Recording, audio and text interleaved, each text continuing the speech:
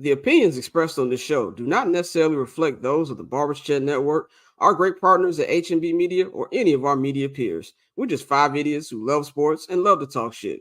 If you're offended easily, then this show isn't for you. And for those who aren't offended easily, sit back, relax, and enjoy the show. Remember, it's only entertainment. Getting paper on these player haters, old news, money on the other line, so I'm not gonna hold you. Money on the other line, so I'm not gonna.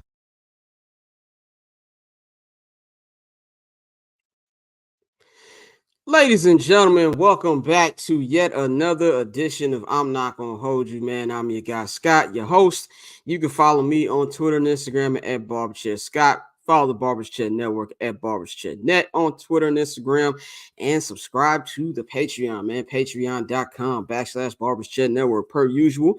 If you want the second hour of this show, that goes up immediately after we get done recording. That will be on the Barbers Chair Net Patreon. You can subscribe to either the $5 I'm Not Gonna Hold You tier, which is strictly I'm Not Gonna Hold You content, and you get all the clips, all the episodes, the audio, everything. And of course, the midweek episode that I do on Wednesdays. And if you want all of the great things, we have content wise on the Barbershop Network, including summer sessions, including early 79th and Hallis episodes, and a whole bunch of other content. You subscribe to the $10 Holiday Barbershop All Access tier. So we got all that. Subscribe, Barbershop Network, Patreon. We have a little announcement before we bring the crew in. So starting, this will be the last full week of shows for this week because of the holidays. So we will be going live today per usual. I'll have a midweek joint up on the Patreon on Wednesday, and then Friday we'll have the Friday edition, of course, Cousin Dan, everything like that. Next Monday we'll be back for the Monday show. Then we will be off for 2 weeks. We'll be back on Monday, December 4th. And the reason for that being is there's Thanksgiving next week. I almost fucking forgot, but it's Thanksgiving next week. And on top of that, I have to travel on Black Friday, go to Chicago, finish up this bear season. That Monday, I'll be in Minnesota doing Monday Night Football. And then that following Friday, I will be in New York cooking up something special for you. I'm Not Gonna Hold You watchers and listeners, man. So we'll be back on December 4th after next week. So, man, that's what we got for y'all today.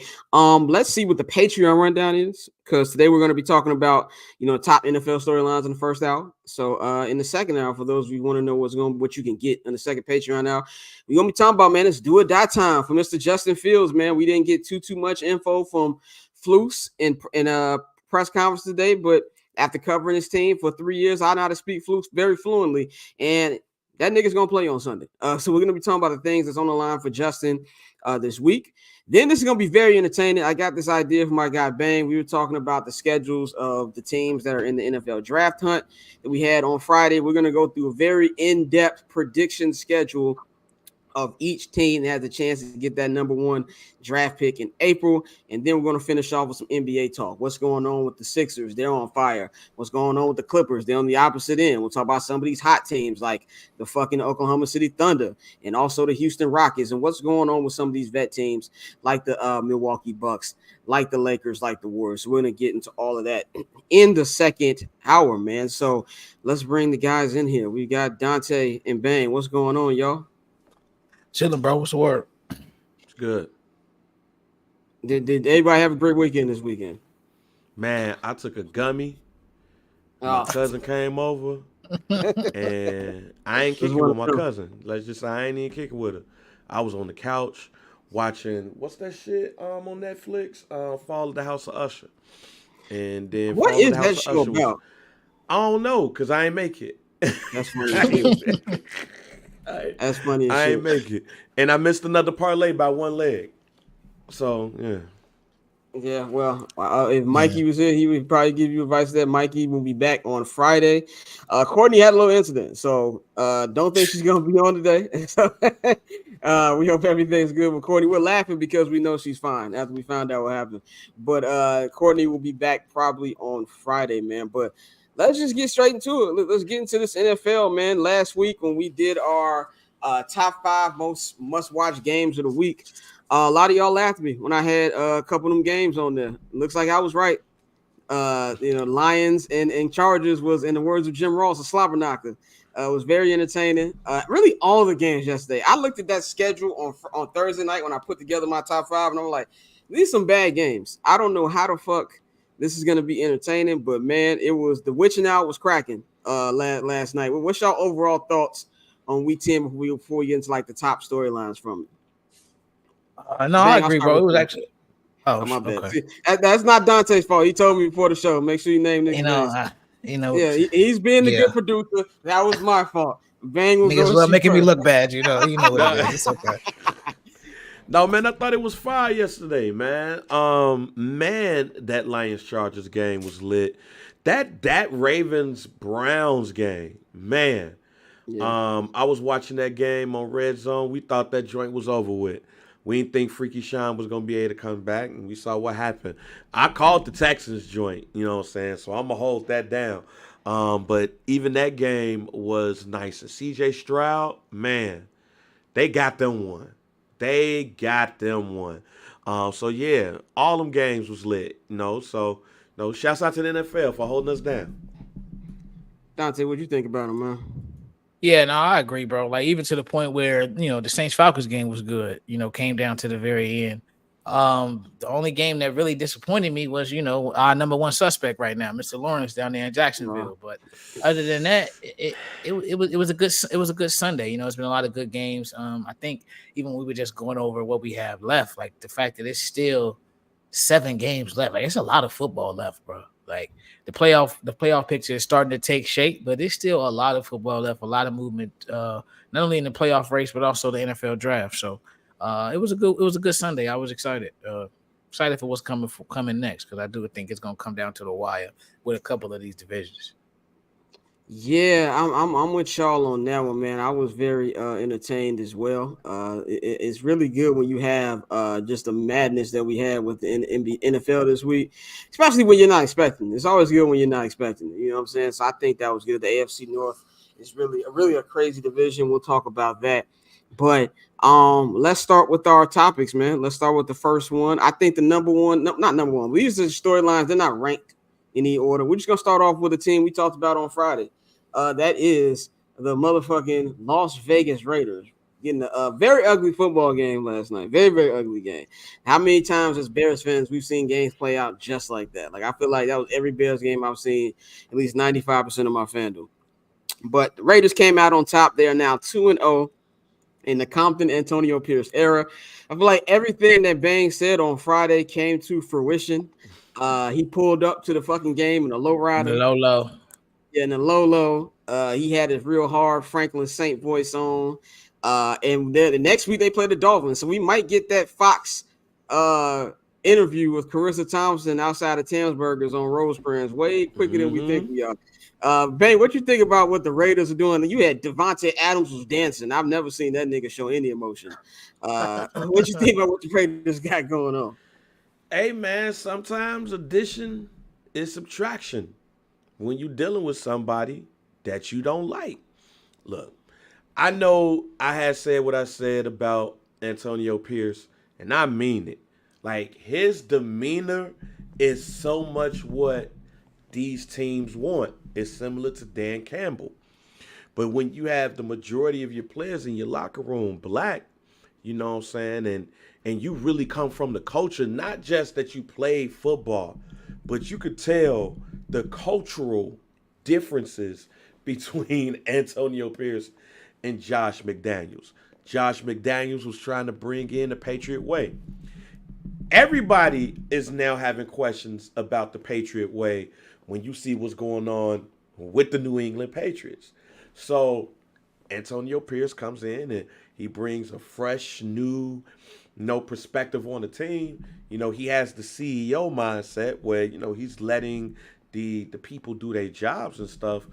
And like you said, he's one win away until Carissa Thompson or whoever it is on CBS is walking down the street with him, and he's showing them where he grew up and where he learned to love the Raiders and how he's won his first 3 games of his career. This is not like Jeff Saturday, because Jeff Saturday, as much as I love him on First Take and Get Up and the whole pancakes and all of that stuff, he came into the team as the right-hand man, basically, to the owner.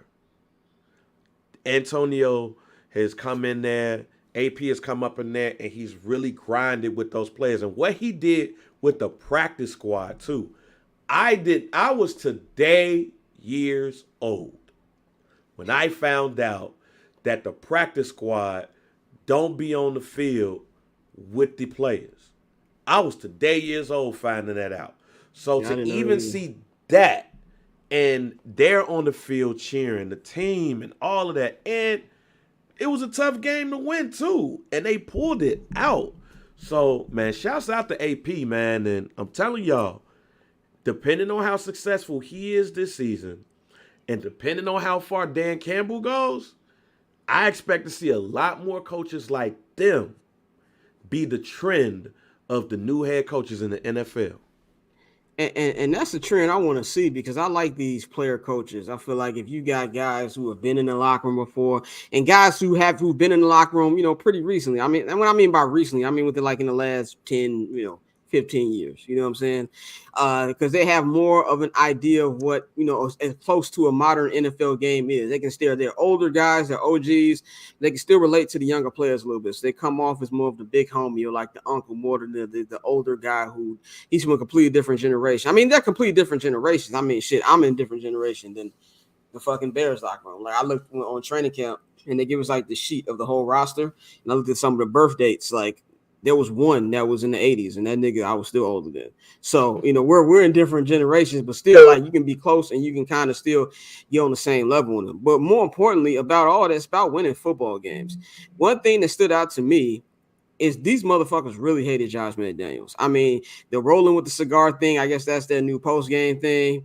And, it's cool to me. I love what I'm seeing. Devontae Adams, this nigga's been smiling the last 2 weeks. He was ready to get the fuck up out of there prior to that. So you just really see the team loosen up, which means they're going to loosen up on the field. Now they want to play for their coach. It feels better. So I just really love what they're doing. And like you said, what you see with Man Campbell, as I like to call him, it's kind of becoming the new era, and you're getting rid of the older trend of quarterbacks, and even not quarterbacks, coaches. Even if you look like a guy who obviously not rah-rah, not a former player, but Mike McDaniel. Mike McDaniel looked like your cool homeboy who worked at the office. Like, you know what I'm saying? Like, he got a little black blood in him, so, you fuck with him, like, on that point, you give him, like, a little grace, you know what I'm saying? But the nigga cool. Like, that's kind of like what I get from him and a lot of these new age coaches. So I'm with everything that Antonio Pierce is doing. I mean, they're 5-5 right now. They're probably not gonna make the playoffs. I mean, I just checked the standings. They're still a couple games behind of the 7th seed. But what they're doing is they're being entertaining and riding for each other. And if anything, this will just be something they can springboard for next year. So I love what AP is doing. Dante, what you feel about everything he's got going on 2 games in? Yeah, it's definitely dope. And I think this is one of those moments where anybody who, underestimates the importance of coaching, you can see right here where it works. Now, my only question is, how long does this last? Like, momentum is one thing, but when they start playing the tougher teams, eventually talent usually, wins out. So, but again, this is one of those moments that you see, coaching matters. Like you said, if they were in an environment where they obviously weren't comfortable, with Josh McDaniels and everything he was doing, and you get a new guy in there, and then everybody seems to be more relaxed and really just buying in the way he wants to do. So if he can sustain this, I do think, at the end of the day, the Raiders just need more talent, flat out. But if he can sustain this, and I think he should get a shot as the head coach for next season. Definitely, man. Let's go to our next storyline, man. The AFC North, which right now is the craziest division in football. I'm looking at the standings right now. You got the Baltimore Ravens. They're number 1 in the division at 7-3. The Pittsburgh Steelers are number 2 at 6-3. The Browns are number 3 at 6-3, and the Bengals right now are at 5-4. Every team has a playoff spot right now except for the Bengals. The Bengals are like they're tied for the last one, so probably like really by points they're actually out of the playoffs. So yes, I'm looking at every team's in the current AFC playoff bracket except for the Bengals. Yesterday we had a couple good games. We had Ravens and Browns, which looked pretty good. I'm gonna get to Lamar in a minute. I know it comes out like I'm racism. It's not. Here we go. I can't say nothing about this brother without me looking like they say, "Oh, you just don't like him." No, it's not that. I like Lamar, but I gotta keep it a bit. You know what I'm saying? But that went down to the wire. Freaky Sean actually had a pretty good second half. Way better. I don't know what the fuck he was doing in that first half. Looked like the Deshaun of old. Yeah, that looked like Deshaun. That looked like the Deshaun of. That's why we have that new disclaimer at the beginning of the show, by the way. That looked like the Deshaun of old that we saw in that second half. We saw C.J. Stroud. We'll talk about him in a minute. Came in there, went toe to toe with Joe Burrow. They lost after coming. And by the way, homeboy who dropped that touchdown, who's that? The nigga with the Boyd should have walked home. He didn't need to be. I don't know. He got to do something the week because that was the game right there. So they had that, and then the Steelers won a fucking game. I granted they're playing the sorry ass Packers, and it just brings joy to my face every time I see Jordan Love throw an interception because now situations matter, Packer fans. Now it's not so fun when the rabbit got the gun. So we see all this going on right now. Yeah, I'm gonna go with you, Dante, first. Before I'm gonna let y'all go before I get my shit off on what I really want to say about Lamar. But what stands out to you about the AFC North right now? I mean, the parity, and more than anything, what stands out is Pittsburgh doing this when their roster isn't the strongest in terms of what everybody else has. Like me and Mikey picked the Ravens to go to the Super Bowl, so we expected them to lead the division.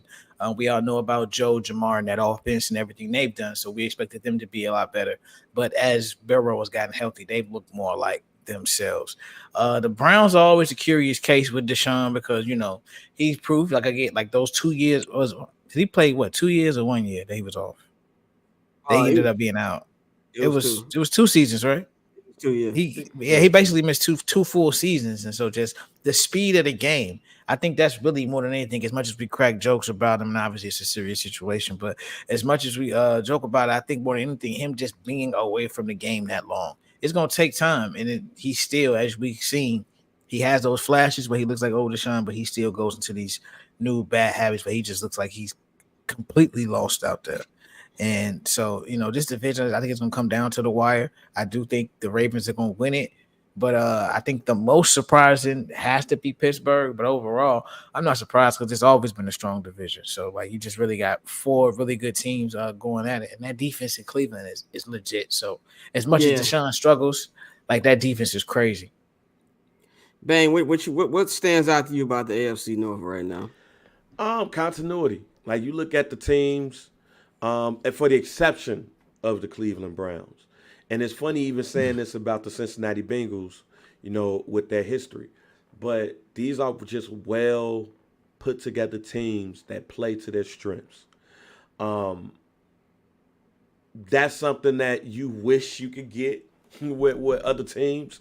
Even with the Browns, taking the chance and spending all that damn money on Freaky Sean.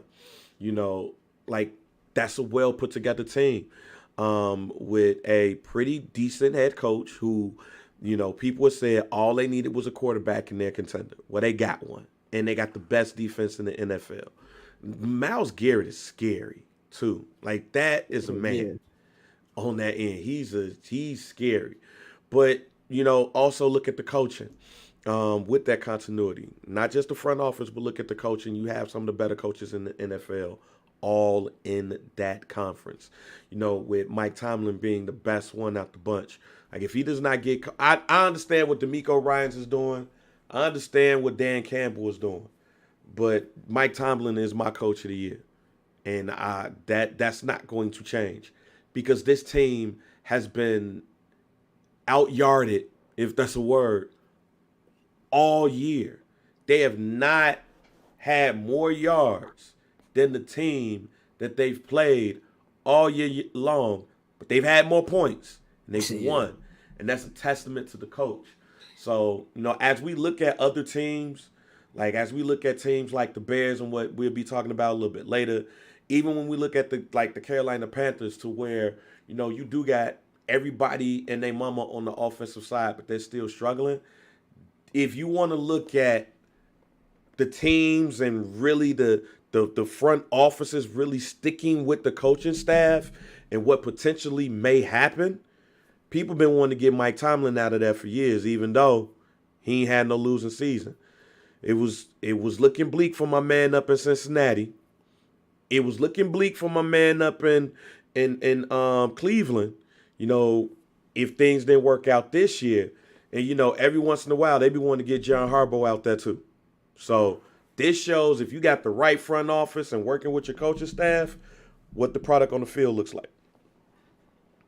Yeah, I think really with to me, I think with the thing with Mike Tomlin, I think he kind of gets like the Phil Jackson, Greg Popovich thing with like you're a great coach, so that means we're not going to reward you with things like Coach of the Year. I probably still would give it to D'Amico Ryans just because there was so much question marks, so many question marks coming into the season. Nobody knew that CJ Stroud was going to be what he was. And things like that. But what Mike Tomlin's doing right now is what Mike Tomlin does. In my opinion, he's the best coach in football. And that's no disrespect to Bill Belichick, but as we see with Bill Belichick, we'll get to that nigga in a moment. We're doing, we're looking at just the stuff that he does no matter the situation. Even though I think it might be a little unfair to say that Bill can't do without Brady, and considering Brady did it without Bill, but it's also something where I feel like he can adapt to any situation. He had this Hall of Fame quarterback in bathroom bin for really his whole time, a good 16 years. And when he got there, I think when did 05 is when Tomlin got hired, right? I think it was 05. I think so. So it was Ben Roethlisberger's second year. So you know what I'm saying, we'll do that. I just funny anyway. So it was like his second year. But I'm gonna be very transparent with the audience. I was reading a text came in where I said we'll do that. So I didn't. This is the thing about live television. But anyway, what I was saying was he knows how to adapt to situations, and so it really feels like Kenny Pickett is ass. Let's just call it like this. Kenny Pickett is ass. He's a bad quarterback. Mitchell Trubisky is just ass, but more exciting ass. Like the thing about Mitch, he's gonna give you a couple picks or fumbles. Like he'll give you hope a little. Oh, that's a good throw by Mitch. We know this Bears fan for 4 fucking years. You know what I'm saying? And then something does it. Kenny Pickett is like watching paint dry. And as good as he played at the end of last year, I saw that nigga with 2 gloves, and I was like, yeah, I don't trust this guy at all. So to see him do that, and as much as we applaud Pickens, and I think Pickens is good, Pickens also gets no separation. So I think all this is based on defense. They got a generational defensive end in TJ Watt, who's already crossed his brother in sacks at this point of their career already, which is insanity. You just add that to what they're building over there in this unpredictable division. I love what they're doing. You go to Cleveland. Cleveland's defense is fucking terrifies me. When I looked at the Bears schedule, and we'll get into this in the second hour, I was like, oh, the Bears might be able to get that at the beginning of the season. There's no way in hell. No. I get nightmares of trying to watch Darnell Wright guard Myles Garrett. Like it legitimately petrifies me. And they have a good running game. They've got a good. I feel like Amari Cooper. We don't talk about him enough. He's been playing good ball. So Freaky Sean is allowed time to play better. I think it's a mix of him not playing for so long, but also I just don't think he's the same guy he used to be. But what you saw in that second half, specifically in that fourth quarter, if you're a Browns fan, shout out my man Chops. If you're a Browns fan, you want to see more than that. So he's got that. The Bengals, I think the Bengals have taken too many lumps. I think that Joe Burrow's injury the first quarter of the season has really taken them out of winning the division. They need to worry about getting a wild card now. Having said all that, that's not a nigga you want to face in the wild card. Let's just be very clear. No. That is not a nigga you want. You don't want to see Joey B pulling up your block and standing on business. You don't want parts of none of that shit. Especially they should have won that game if Tyler Boyd would have caught that goddamn ball. But you got the Bengals. That's the team you don't want to see in the first round. But the Ravens, here's my issue with the Ravens. Oh shit. I'm gonna do this like Stephen A. does with LeBron. I like Lamar Jackson. He looks like a great kid. I've never met him before. He looks like a cool kid. I am rooting for all black quarterbacks out there. I think what I've seen from him this year has been the best passing I've seen from his career, and I can't take nothing away from his MVP season since I know y'all niggas gonna bring that shit up. But when it comes to throwing the football, I don't see enough from him on a consistent basis with the game is on the line to give him that elite title that everybody wants to give to him. Because let's just be real, because he looks like one of the young homies on the block. That's just really what it comes down to. I need to see more I'm rooting for Lamar. I never wanted to be wrong more. If Lamar Jackson's watching this and he wins a playoff game because of his arm, he goes to that podium and he says, "Yeah, there's this little internet nigga who got a show called I'm Not Gonna Hold You Wherever the fuck," and he said I can't throw the ball. Fuck you. If he says that, I will get up and clap. Thank you for proving me wrong. I want to be wrong, but until I see that, I'm just gonna call like it is. Did you know? Well, I remember Dante gave us the undefeated NFC stat. I got a better stat. Do you know what the Baltimore Ravens record is? Now, of course, all of this isn't, well, actually is. All of the record against the AFC after being down 14 points, they're 0-59. 0-59. And Lamar Jackson has part to do with that. So I'm just saying I need to see more Lamar. I think they'll still win this division. I think it's enough to win this division just because the Bengals got on such a slow start. And unless Deshaun Watson starts to look like Deshaun Watson consistently, I'm not putting them in. And the Steelers are a cute story, but I'm not even 100% sure they're even going to make the playoffs. They're still probably going to win this division. But in order to go to that next level, I got to see more from Lamar. And I don't think there's anything wrong with me wanting that. Wow. I don't know if that was Scott Lewis or Bill Polian talking right there. That was crazy, you know. That's how you feel, brother. Go ahead. Hey, man, I gotta call it like it That's is. Crazy. We give this nigga too many passes because he looked like the young homie on the block. We just gotta call it like it is. He looked like your cousin, so you want him to do well. I want the nigga to do well too. But it's like we said about Justin Fields. What did Bang? What you say? This is not about Justin Fields. It's not about Lamar. I gotta call it like it is. I love Justin like he's my little cousin, bro. But I can't go out there and legitimately call this nigga a good quarterback right now. I haven't seen enough. Yeah. So if I can do that with my own quarterback, I can't. I got to do the same thing with him. I'm not even gonna lie to you, fam. After 2 games this season, I'm on the same page as you. Thank you. Thank you. It's when the game. Look. It's when the game is on the line. He throws. And maybe I got to see the numbers, so I'm wrong. But from my vision, he makes too many mistakes in close games in the fourth quarter. Like this team from 1 to 3, from first to third quarter, is the best team in the NFL. They should be undefeated. The Baltimore Ravens right now should not have lost a game, but they have. And the part of the reason why is the mistakes that they've made late in the games. And that's what's irritating about this team. Like, let's look at the Steelers game. And I'm kind of upset because I lost the parlay on that one. And I lost it because of Lamar Jackson. The man threw a duck to OBJ that Joey Porter Jr. got. Joey Porter Jr. told that man to go be a family man after the interception.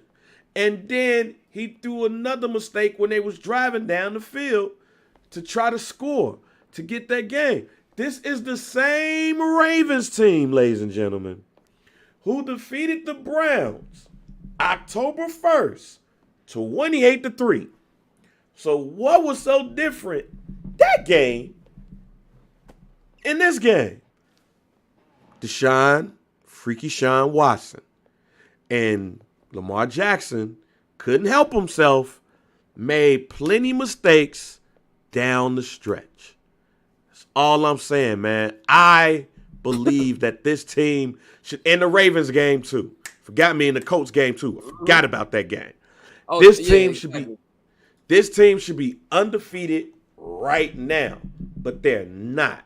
And part of the reason is late game mistakes from their quarterback. So if it's happening right now, you could bet $1 right now that shit gonna happen in the playoffs. Dante, can you do the group shot real quick before you give us your take? I just need to say this again too to the people out here. My black people, we have to stop. Listen to me. We have to stop giving our people graces just because we niggas. We got to stop that shit. I'm sorry. If I got to call, I can't lie and tell you what my eyes don't see. I wish this nigga was doing what Mahomes was doing, what Burrow was doing. I gotta see it. And I know the immediate thing people like to bring up when you say Lamar isn't elite. When we talked about elite quarterbacks a couple weeks ago, I posted the reel. And I had about 5 people. Lamar's elite. No, he's not. He's in a tier under. There's, like Deion Sanders said, there's a lot of Hall of Famers, but there's floors in the Hall of Fame. When you talk about the quarterbacks in the NFL, I believe he is a very good quarterback. He's a top 5 quarterback in my personal opinion. Okay. My personal opinion, Lamar Jackson's top 5. If I had to go top 5 quarterbacks, it's Pat, is Burrow, it's Lamar, it's Josh Allen, and probably Justin Herbert. If we're just going off stats and things like that. For everybody who wants to look, what does Justin Herbert win? Wins are not a quarterback stat. Okay, just want to keep doing that. Nigga scored 38 points last night. Ain't his fault that the niggas can't stop nobody from playing defense, and he has a fucking idiot coach. But you keep bringing up the MVP. You know what I'm saying? You keep bringing up the MVP and why he isn't done with Burrow. You still, as a quarterback, even though wins are not a quarterback stat, what are you showing me when the playoffs on the line? Like I can name you. You can name, if I told you to name a couple Patrick Mahomes comebacks, whether it's playoffs or regular season, you can give me a couple. You do the same thing with Joe Burrow. I can't do that with Lamar. When you talk about elite quarterbacks, there's only 2 to me. And the top floor is Pat and it's Joe Burrow and there's the rest of these niggas. Now, he's on the same floor as Josh Allen, even though I think he's a little better than Josh Allen. They both kind of got the same problems. But we just gotta call like it is, bro. And y'all ain't gotta keep calling me Uncle Ruckus and shit. Even though I know this is a running Barber's Chat Network joke. We've been having like 5 years on this network. Why I gotta call like it is, bro? That's just how it is, man. Dante, what you? I know you on a complete other side. I was gonna say, brother, this hatred, brother. This is. I wish I could post that Malcolm that meme I sent y'all from Malcolm X. He's like, there it is, brother. That's the slave mind, the slave mentality. You love hating on our brother, but no, I agree in a sense that it's time he has to show it to us. Like I think Lamar is elite. I think he's gonna prove to us that he is elite, but he's on that page kind of like. I don't know if I can really compare the two because he's never won MVP, but it's a different sport. But kind of like Paul George, to where Paul George has everything in his tool bag, but he just has never won the championship. Like he's had division titles. You have all these young players who are saying how they go and they model their game after Paul George. Paul George has everything you want in a basketball player on both sides of the ball. He just ain't never won a fucking championship. And like the injuries, obviously. But other than that, so like my thing with Lamar is the skill set is there. Eventually he has to show it to us, but I'm not ready to just write him off and say this ain't he's not elite, because I still think he's elite. I think there are plenty of quarterbacks when we look back throughout history who they had great regular seasons and then they had their moments where they came up short. You feel me? Peyton Manning. Yeah, I was gonna just say that. Like Peyton was one of them. For years they used to shit on Peyton because he couldn't beat Tom. Peyton, that last ring should be on just the fingers of Marcus Ware and Von Miller. Let's just keep it above.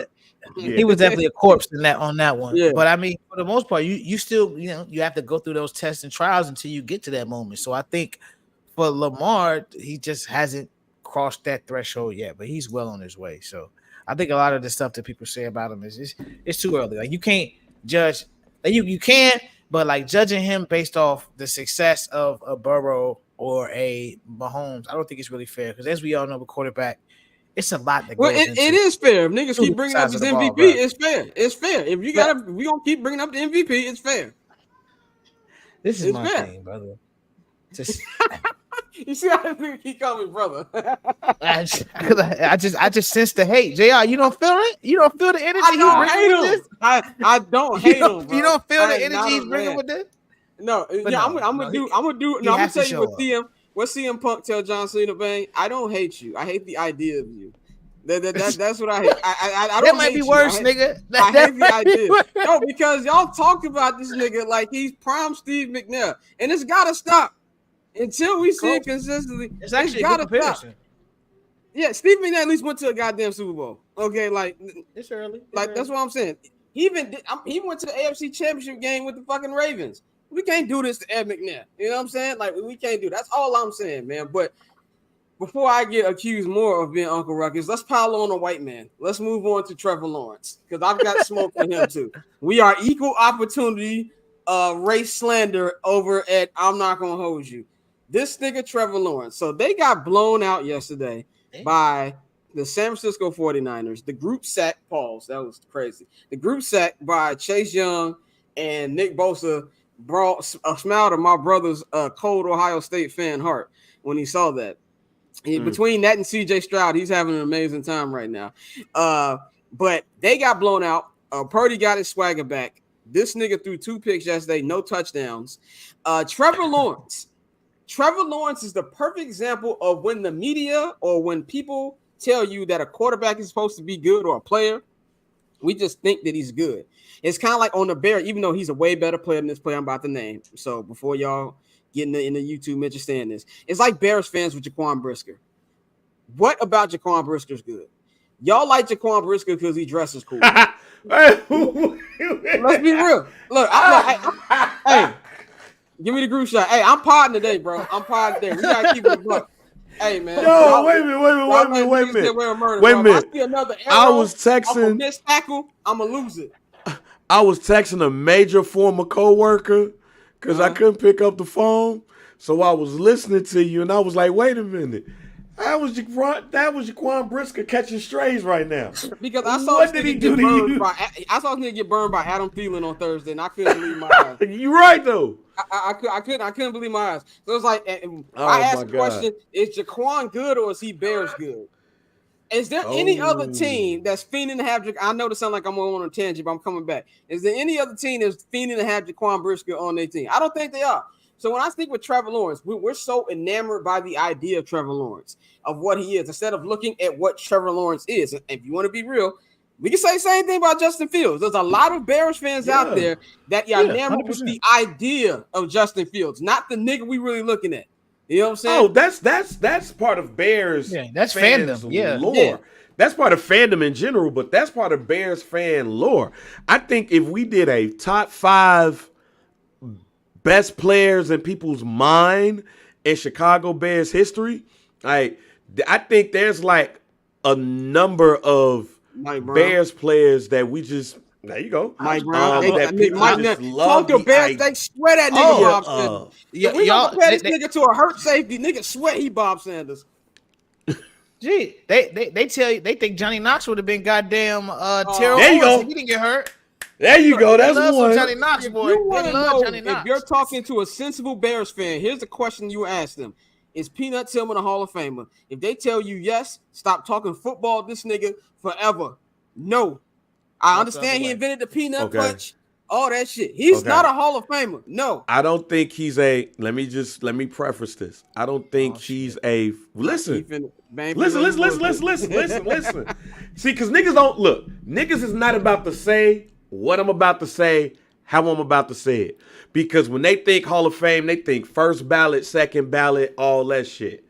I don't think Peanut Tillman is a first, second Hall of Famer. I think he's one of those Hall of Famers that when we old as shit, when we like 65, 70, when the senior committee like, all right, we got to let a nigga in. That's Peanut Tillman. So he's not a real Hall of Famer. No, Peanut. He's like, let the nigga in. Yeah, no, he's Bears Ring of Honor. That's what he is. Yeah, that too. I'm just saying, he's one of those niggas, depending on the year, you're like, we got to let one of these old niggas in. When they finally opened up that stadium, and by the way, I said this on 79th and Hallis yesterday. I looked my brother in the eye, and he was dying laughing because he never thought about it either. We keep talking about what Kevin Warren going to do with Ryan Post. What the last thing you heard about that stadium? You ain't heard nothing about that stadium. None. In months. You ain't heard shit. You ain't heard no fucking update. So if that stadium ever does get built and they have the Ring of Honor, Peanut will get his day. You are a good, very good Bears cornerback. Congratulations. But that nigga ever even goes to Canton, Ohio, is anything more than a fan, I got a problem. So that's why I'm going to be looking at evaluation. So this time I'm going to bring this back to Trevor Lawrence. Trevor Lawrence senior committee niggas. But go ahead. He's a senior committee nigga. This is like it's like when they hand out those teacher appreciation awards. Like this nigga ain't like a really good teacher, but he had a bad class and shit. So we gonna give him credit because he was teaching some badass kids. Yeah, that's what Peanut Tillman is. That's 100%. That's what Peanut Tillman is. Like he's not an actual good teacher. Like the nigga's not getting a job at a college or like a charter school or some shit. But you know he be looking out for the nigga who be getting fucked up all the time. He bring mad peace to the class. Did he call this nigga Joe Clark? No. This nigga Peanut Tillman is Mr. Presbo from The Wire. I was about to say that is. Peanut is Presbo. That's who that nigga is, G. So it's bringing it. Hey, we podding today. Look, we're bringing it back to Trevor Lawrence. This nigga scored 30 at the half, y'all. You got 30 at the half. This nigga Trevor Lawrence has 2,120 passing yards right now, 9 touchdowns, 6 interceptions. Justin Fields has not played in a month, and he still has more touchdowns than this nigga. When are we going to stop letting this motherfucker off the hook? They lost this game yesterday because he played like ass. Even the games they won. Look at the teams these niggas beat. They sorry ass niggas. They have not built a good team. We keep trying to tear down Tua. No. Let's talk about this white man over here. When is Trevor Lawrence gonna get the same shit that we give everybody? The shit I just gave Lamar Jackson. I'm gonna go to Bang first, man. What you think about what Trevor's been doing? Man, nigga, you gonna come to the dude that predicted he was gonna win MVP and the Jaguars. And that's why I called you first. Fuck you. All right. Fuck you. Hey man, I ain't got look. Hey man, I'm gonna say our show schedule got thrown off, so I have more time to fill. So I'm going crazy. Hey, you 30 at the half, my nigga. No, hey, I can't combat anything that you're saying. I thought that we would see the evolution of Trevor Lawrence, and we haven't yet. And I watched the majority of that game. And to say that I was shocked about how flat that whole team looked was an understatement. It looked like they were not prepared to be on that stage at all. And when you look at your coach and when you look at your quarterback, and especially you look at how he played yesterday, like he threw some shit out there that I was like, yo, what the hell is going on here? Yeah, you can't combat that. You know, he does need to start having the same treatment that everybody else has. Only thing I can think of is that this nigga's in Jacksonville. All right, who the fuck gonna really give a shit about, you know, shit that's going on in Duval until they get there? Like we was talking about, I think it was a couple of weeks ago, when we was talking about like great players or quarterbacks that niggas don't talk about, and one of the names we talked about was Mark Brunell. Like that left-hand white man was killing it out there, but we never put him on the pedestal like everybody else did, even though if you look at his stats, he was out there. He in a decent Hall of Fame. He in the fake decent Hall of Fame. Yeah. He's a senior committee nigga too. You know what I'm saying? He is a senior committee nigga too. But with that being said, if this nigga was in New York doing this shit, if this nigga was here, if he was in a big market, they be calling him Sunshine from Remember the Titans. Oh yes, and not in a good way. All right, Mm-hmm. Not calling them sunshine in a good way. So no, man, ain't no excuses. I can't make up anything. Them boys look like ass yesterday, and they look like they don't belong in the top tier or second tier in the NFL. They just out here getting lucky. Dante, what you think about Thor season 1? Oh yeah, bro. I mean, I think it's very interesting who people give grace to. You know, I think with some people they like to take a hard line and say, "Oh, he has to do this right now," or "He's a bust," or whatever. But with other people, we get the excuses. And with Trevor Lawrence, they've made every excuse in the book as to why we need to be patient with his development. And when he has a big game, it's see, here we go. Here's the guy we told you about, and it just shows you how wishy-washy the media is. And so. For me, I mean, I think, Trevor's still going to be pretty good, but it's just another example of we really need to slow it down, and we so quick to want to crown people, and sometimes you got to just go through the ups and downs, bro, and that's what it is for Trevor right now. I think he had, like I said, he has all the ability in the world to figure it out, but I think it's just a matter of letting it play out, and so that's something that, saying that these days is borderline a waste of time. Because people don't let shit play out. If you good this week, we're going to say you the best in the world. If you trash next week, we're going to say your ass don't need to have a job. So, I mean, that's just the way it is for Trevor. We just got to call it like it is, dog. That's really what it come down to, Trev, man. Let's talk about a black QB who I'm going to praise, okay? Since that's the pocket passer, huh, brother? Yeah, a pocket passer, nigga, okay? He don't run around. That's what I'm going to do what the white people do. He don't run around. He ain't a running back like the rest of you niggas. He ain't a running back like the rest of you niggas. But CJ Stroud, man, this dude is scorched earth right now, man. He currently is second in the NFL in passing yards. I bet you don't know who's number one in the pass. Take a wild guess who's number one in passing yards in the NFL. It's a nigga you don't think it is. I was gonna say Tua, but no, I'm gonna say I'm telling you, neither one of y'all. AFC or NFC? It's NFC. It's NFC. It's NFC. It's NFC.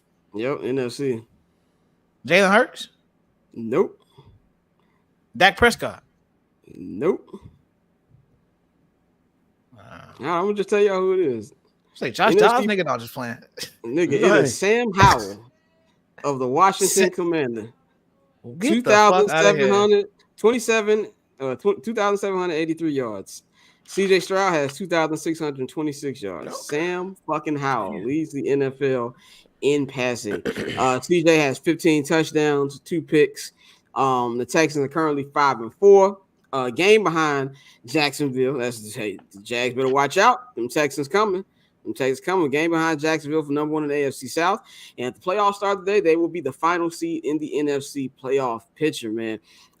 There's been a lot of I think we have a lot of revisionist history when it comes to CJ coming into this league. I think we argued this when Mike was on here that the Bears passed him up. I don't think they did, but I don't think anybody thought he was going to be this good, especially not this fucking quick. Like, this is the best rookie quarterback I probably have seen since Andrew Luck, if I want to be 100% real. But I'm trying to think of one. Mahomes wasn't a rookie when he played. Mahomes was a second-year quarterback, which I think a lot of people forget.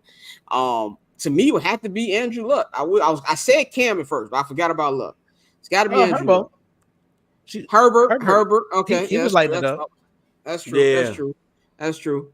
Yeah, let's go Herbert then, Justin Herbert. And nobody expected him to do that either, coming out of Oregon. So it's kind of like a good. Hell no. Comparison. I mean, the nigga only got a spot because they tried to kill the starting quarterback.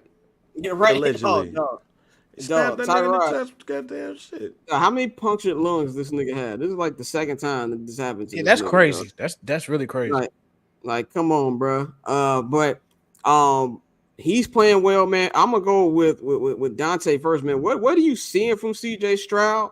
What are you seeing from D'Amico Ryans? It was incredible. I asked my brother this. Where has who's my man who from Texas? Not from Texas, from Alabama they drafted. Will Anderson. Where the fuck is Will Anderson at? Like, at first I thought this nigga was hurt. Now I looked at the stats. He just huffing it out. Like, that's what was crazy to me. But what do you think about everything that's going on in Houston? And should he actually be MVP? We haven't had a rookie MVP since Jim Brown. I said James Brown. Jim Brown. What do you think about what he's doing out there?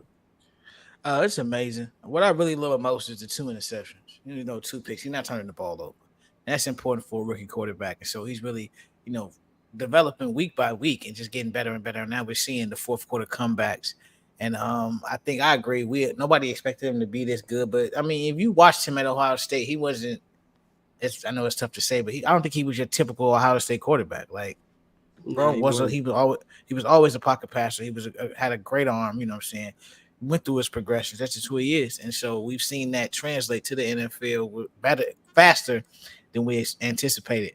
But I think, D'Amico Ryans is right in that mode of Pierce and Dan Campbell, where you have those former players who are able to develop a culture, and he's been able to do it right out the gate with this team, and you really got to tip your cap to both of them because the Texans were a shit show. And I know I was talking to our boy JB about the Bears and how we shouldn't throw a rookie quarterback into this shit show. And he was like, well, shit, if you change the coaches, you can. Because, I mean, just last year or the last few years, the Texans were a shit show. So, it all depends about who you get in there. So with them, you see they got the right guys in there and they really building their culture. So I would love to see them, like you said, the Jaguars are inconsistent, that they could come somehow, either win that division or get a wild card in his rookie year. I think he should be in the conversation for MVP. I don't know about winning it, but he should absolutely be in the conversation. And it's good to have a young black quarterback in that conversation, especially the way Scott be talking. Okay, man. All right, go ahead. All right, man. It is, what's today's date? The 13th? Yeah. 11/13/2023. yes, he's in the MVP conversation today. So right now. Don't mean he's going to end in the MVP conversation and all that, but as today, as we stand, he belongs in the conversation. But yeah, no, I love CJ Stroud. And that's saying a lot because I hate Ohio State. What did Ohio State do to you? So my biology teacher failed me on purpose. She failed me on purpose. On purpose. Yeah. So one of the Hispanic students alleged in class that she was helping his friend because they was fucking. And she used to give me hell for talking about people, talking shit. And when he said that, she was just like, all right, class, go ahead and turn it the page, whatever. And I was like, oh, no, hell no. I got kicked out of class for less, bitch. He said you fucking another student. And you talking about turn the page? Nigga, I talk shit about her the whole goddamn year. Then my report card came, and that motherfucker said F. And every one of the homies was like, no, that wasn't supposed to happen. So I went to summer school, and I told the teacher, because she was my English teacher, but me and her was cool in the motherfucker. I was like, yo, your friend got me in here on purpose. And she was like, oh, nah, Davis, nah. And then the next motherfucking day, she said, yo, I got a message from the teacher. How you like summer school? Ha, ha, ha. Everybody in the class was like, oh, this bitch failed you on she was on purpose, some other nigga. shit. Yeah. She was on some other shit because she was out here fucking Alejandro and shit. So fuck Ohio State, nigga. All right, go ahead, continue. But with that being said, I fuck with CJ Stroud. I thought he should have been the number one pick in the draft. I'm not saying that because anybody else said it. I thought that he had the size and the stature, to be the number one pick in the draft. And I thought that a team like the Texans, what's crazy is, I think I said this to you, Scott. I said this to somebody.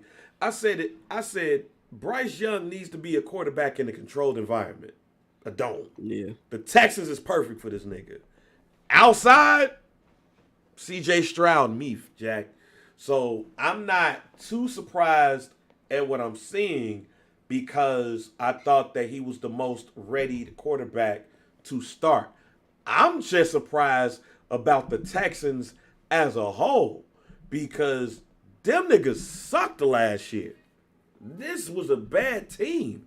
So it really shows how D'Amico Ryans that came in and really changed the culture. Plus, he is a former Texan, and they did get the right quarterback. And then, I mean, outside of Larry Tunsil, it's not like they got like a top flight offensive line either. And name a wide receiver. I can't. Name Dale. I don't know the nigga first name. Yeah. Like Tank Dale. Like you really got. Oh no, Robert Woods is on there. USC legend Robert Woods is on there. I forgot that nigga was on there until he caught a pass yesterday. I remember Tank Dale and the Nico nigga. I think is like I forgot his name. But either way it go. And Schultz. I know Schultz. Yeah. I know Schultz. So, but you got to really watch football and know these niggas. So to see the success that he having as of today, MVP conversation. Yeah, I'll say this. I'm with you. I think when we have these MVP conversations, just any conversation with sports, we'll be like, is so and so a contender or this is that? It's all at the moment. So yeah, at the moment, CJ is a MVP candidate. But honestly, I don't even think that's the story. The story is the Houston got a guy. I mean, I know you still got to wait a couple years. Quarterbacks are very hard to judge. I don't think you truly know what kind of quarterback you have till 3 years in, and except for the anomalies like Patrick Mahomes. Shit like this don't happen all the damn time. But you gotta love what you're seeing from him. Like he's confident. Like some of the throws he made yesterday were just crazy. Like, and I think that's good for them. And especially you say, Bang, that they were so bad. This is a team that got fucked out of getting the first pick because of what Lovie Smith did in that final game against Indianapolis. God bless him. God bless them. And now they're looking like the real winners here with their quarterback and not dealing with the shit that Bryce Young has been dealing with in Carolina. So I just really got to give it to that whole staff, man. I love what CJ's doing, man. I'm rooting for him, man. Let's move on to another black quarterback. So we giving love to black quarterbacks all day, despite what my colleagues say, despite to what some of the viewers of this show and listeners of other Barbershop content say. We give love to black quarterbacks on this show. We're going to talk about Joshua Dobbs, who was resurrected the Minnesota Vikings season. The Vikings started off very poor after winning the division last year. Kirk Cousins was playing well, and Kirk Cousins towards Achilles. He's out, and shit, he might be out next year because contrary to what Aaron Rodgers says, you're not supposed to heal from Achilles that quick. And Aaron Rodgers, if you want to go out there and roll your ass out with that Franklin St. Cane in December, go ahead. You ain't gonna have no leg by Christmas. So that's what it's gonna take. It's gonna take him time. You have Joshua Dobbs coming in, who played pretty well with the Cardinals coming in, man. He has got 426 passing yards, 3 touchdowns, 0 turnovers in 2 games with the Vikings. They're 2-0 and currently hold the 7th NFC playoff seed. Now, they're not going to win this division. The Lions are going to run away with this shit. I think it's pretty clear to see that. But what he's been doing, I think, is amazing, and it's making them entertaining. If you're a Viking fan, he's going out there with confidence. And also, this is a guy who hasn't had much practice time. Last week, he didn't even know the names of all of his offensive linemen. And he went out there and won that game in the clutch. And you just really got to give, much love and respect and appreciation to him. But also know what Kevin O'Connell did, getting him ready. The rest of that Vikings team. And in fact, I'm giving the Vikings so much love. Makes me want to vomit in my mouth. But it's going to be something where you look at this team is going to be entertaining. For all of you who thought that NFC North Monday Night Football game was going to get flexed out, well, it's not going to happen because the Vikings been playing well. The NFC race and Justin Fields is going to be back. That game is 100% going to be on Monday Night Football, man. I want to go with Bang first. What are you seeing from Dobbs? I'm surprised as shit. Like, this is probably the most surprising player that I've ever seen in my life. There's nothing about Joshua Dobbs that made me think that this could happen. When he was, I think it was Tennessee that he came out of. He was a mid-round pick, just backup, basically. To see what he's done for 2 teams too. That's the crazy thing. It's not just Minnesota, but it's the Cardinals too. Because he wasn't that bad with the Cardinals. It just was like, yo, Kyler Murray coming back. We're going to have this rookie here. We're going to have Kyler. We're going to see what's up. We're going to trade you to another team. And to not know none of these niggas, like none of them. Like basically this man came in like Shep. And this was above the rim, except he ain't had no criminal past. Yeah, I was gonna say we got a lot of young viewers. You got to put more explanation on that reference. Go watch. No corduroys, niggas. Yeah, we got a lot of niggas who don't even watch Baby Boy, and they probably think it's a bad movie just because it's on BET all the time. No, that's fucked up for y'all. But just go watch Above the Rim. Above the Rim, great cinema. You know what I'm saying? Thomas Shepard. Was about to leave. The legend Leon, nigga. Shout out to Leon. Yeah, the legend Leon. You know what I'm saying? He came out there in the rucker and hoop niggas with corduroy pants on with no warm up, no stretch, and a long sleeve. No nothing. Like, yeah, that nigga just put like a long sleeve with a jersey, some corduroys, and what looked like some Eagles, fam. Nigga said, not pro rings, but Eagles. That's what the nigga had on. That's my fucking movie, man. Yeah. So he did that with the Minnesota Vikings, and then I marked that goddamn game against the New Orleans Saints as a loss. Like, all right, we already got tape on, buddy. And he still don't know these niggas. And he still ain't got the best wide receiver possibly in the game. And they torched them niggas for most of that game. Joshua Dobbs, fam, they just got to make up an award to give this nigga at this point. Because this is utterly amazing what he's done. And what's crazy is because Kirk Cousins might be out for not only this season, but most of next season too. Yeah, it's a legit shot now. It's a legit shot. And he's a free agent next year. So you ain't even got to sign this nigga. You can sign Joshua Dobbs to a deal, a short-term deal, like the Seahawks did with Geno Smith. Good example. Yeah.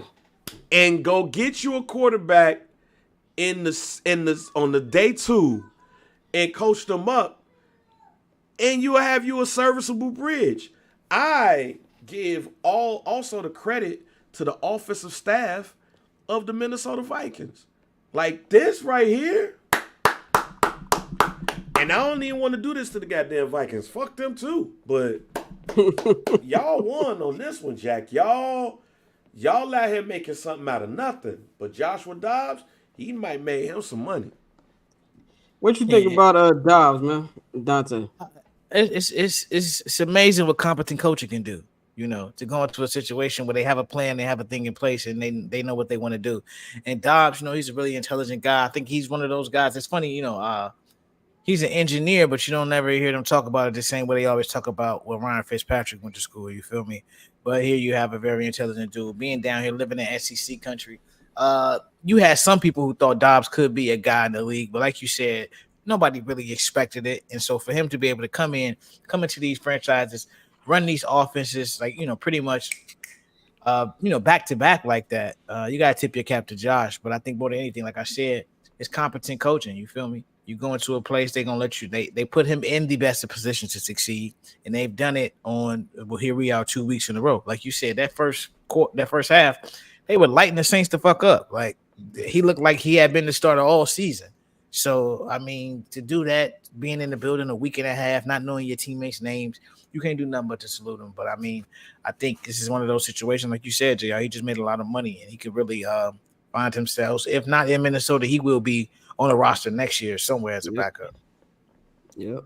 And I think, too, like, with this, like, it's just a perfect scenario for the Vikings because they really fell out of, like, once Kurt got hurt, it really looked like there was no way out. Like some people even talk about maybe they should sell assets, they should have trade Justin Jefferson and just try to tank.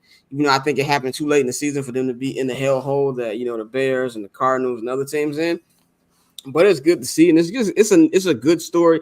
I like good stories when quarterbacks are actually good, not stories about niggas like Tyson Bagent or who's Jackie Aprile Jr., who's a quarterback in New York and shit. Like I don't want to hear about this nigga, you know, making. I'm pretty even a rookie contract is nothing not live with your damn mama. If my broke ass can afford to not live with my damn mama, Jackie Aprile Jr. shouldn't be living with mom. I don't want to hear about this nigga having chicken cutlets and mom making his bed and shit. Like, you grown ass man. And so that type of story, it's lame as hell. Like, we always doing it to niggas who ain't get drafted. Like these niggas make a wish kids or something like that. Get the fuck out of my face. So when you have actual good stories like Dobbs, I like. Yeah, that's terrible, fam. I ain't no way in hell I'll let that shit get out there. My mom be out here making my bed and I stay with them. Come on, dog. No, you stay with me, nigga. Like, no, I make the money, fam. You stay with me. Exactly. Like, I don't want to hear that shit. I pay you a salary for cleaning this shit. I don't want this shit. That was the dumbest shit I heard, fam, this week. Like, that was dumb. That's why the Giants is in the position that they in right now. 100%, man. Let's move on to our final observation from week 10 before we go to the Patreon exclusive second hour.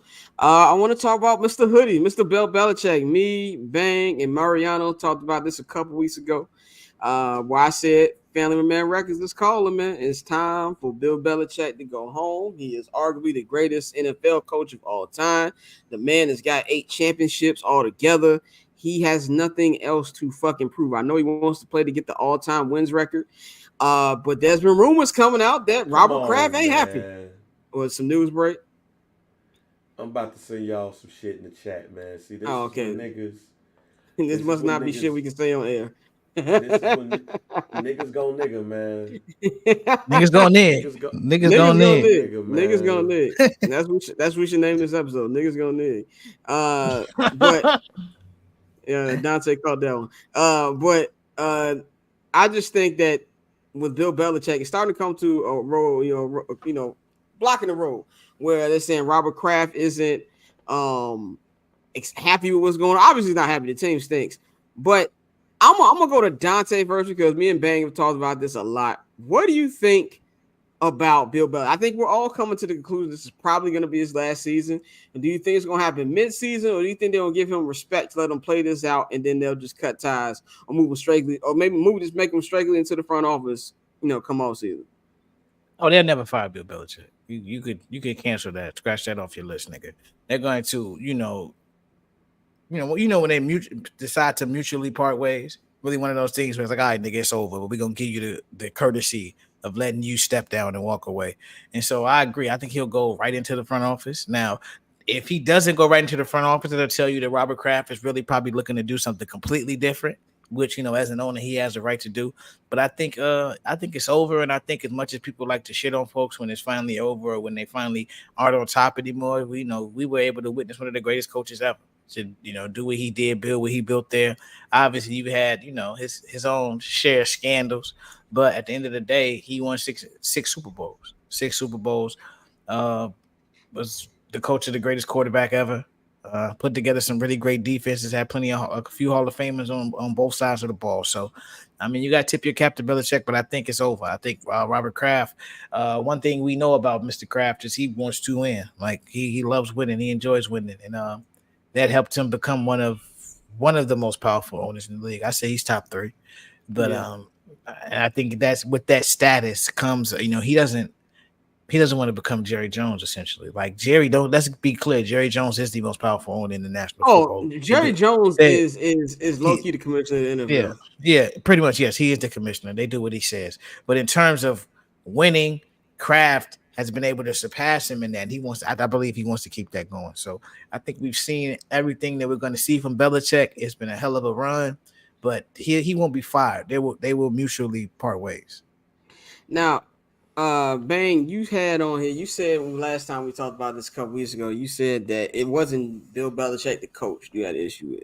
It was Bill Belichick the GM. So now that we're hearing that Robert Kraft isn't happy, we're even hearing that Bill Belichick like, yo, you niggas gonna have to fire me because my contract says y'all gotta pay this shit out. What do you think about this whole situation? And we'll go deep into their schedule in the second hour when we talk about draft position. But how do you think this whole thing is gonna play out? Mutually parting ways or trading him to another team. And I think trading him to another team is more likely. Like I can already say this now. The next head coach of the Washington Commanders is Bill Belichick. That's how this is going to end. He's going to get traded. They're going to get some compensation. He signed a 2-year deal. A 2-year extension on the low. So that's how it's gonna end, fam. We're gonna get traded. He gonna end his career with the Commanders. That organization is gonna look at Bill Belichick as somebody that they feel like, can usher in what they feel is the new era of this team. I don't think that the Commanders go and get some young hot shot coordinator or whatever. So now, do you give him the leeway to pick his team? I think what happens is that he needs a Scott Pioli again. Mm-hmm. That's what Bill Belichick needs. And you're more likely to see that with Washington than you are with the Patriots, the way that it's currently set up. And they could say to Bill, "Hey, you lead the football operations, but we're gonna have a GM that's going to do X, Y, and Z." So yeah, that's my prediction. The Commanders is going to trade some draft compensation for Bill Belichick. Yeah, man. I think I'm with y'all. I think that it's going to end in a mutual type of agreement. I don't think there's any type of way that we'll see him get fired. That's just because it's out of respect to what he means to the Patriots organization. And as much as Robert Kraft might not like what's going on, Robert Kraft, we haven't heard any bad thing. We haven't heard any former players shit on Robert Kraft. He's obviously not as revered as Jerry because everybody loves Jerry Jones. Like even players I think the only nigga who don't like Jerry Jones is Jimmy Johnson, and rightfully so. Even renowned Cowboy hater Stephen A. Smith loves Jerry Jones. So it's kind of like the same thing a little bit where everybody has great things to say about Robert Kraft. So I think just off that, he might not, his relationship with Bill might not be the same as we've heard for years now. But I feel like there'll be a classy end to the situation, but I do think it's a wrap, and I think it'll be a wrap at the end of the season. So That's what I'm gonna say about that. That's gonna be it of this first hour. If y'all want to see the second hour, we will be talking about Justin Fields, him coming back this week against Detroit Lions. And since I'm a media member, I have to say this has not been confirmed he's coming back, even though I can speak flus pretty well, and I saw pictures and video this nigga practicing. So I think you can pretty much assume that he'll be back under center for the Bears this Sunday against the Detroit Lions at Ford Field. We're going to be talking about everything that's on the line for him for the last 7 games of the season. We're going to do a real in-depth schedule breakdown of the top, I'll say 4 or 5 teams in the race for that number 1 pick. We're going to tell y'all how we think that's going to go down, and we're going to have a little NBA discussion, man. Things going in the opposite direction for James Harden and the Clippers, and Joel Embiid and the Sixers are on a high right now. We're also going to talk about the struggles going on with teams like the Suns and the Warriors. Talk about some of the young guns, like the Rockets and the Thunder, man. Thunder had a big win last night. Shea, Chet, Jalen Williams are going crazy. We'll talk about that in the second hour. And to watch second hour, you subscribe to the Patreon, patreon.com/Barber's Chair Network. To get all of that. So we're going to address the elephant in the room. We were supposed to have a guest today. We had some schedule conflicts. So hopefully we'll be able to get Chris D. Lofton on the show hopefully later this week or sometime in the next coming week. So it was a little schedule mix up. Hopefully we'll get everything together with that. So we appreciate y'all for tuning in per usual on the YouTube page, on HMB Media, on Barbershop Network, on all our Twitter feeds. You can follow me on Twitter and Instagram at Barbershop Scott. You can follow Dante at October Zone Tay. You will follow JR Bang at JR Bang. The whole crew will be back on Friday. It will be me, it'll be Bang, Dante, Courtney. Courtney had a mishap, which is not. It's fun. It's actually a funny ass story. She'll tell the story on Friday, and there's more to it that Bang and Dante don't know, which is hilarious. But she'll talk about it on Friday. Mikey be back.